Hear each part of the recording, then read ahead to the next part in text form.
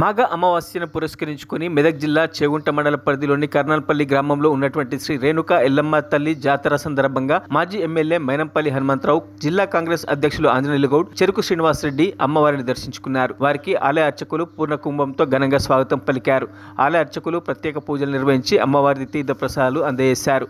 ఈ కార్యక్రమంలో మండల అధ్యక్షుడు నవీన్ కుమార్తో పాటు ఉపాధ్యక్షులు శ్రీనివాస్, శ్రీకాంత్, వెంగళరావు, బాలరెడ్డి, మోహన్ నాయక్, ఆలయ కమిటీ అధ్యక్షుడు రామ్మగౌడ్, కిషన్ గౌడ్ తదితరులు పాల్గొన్నారు.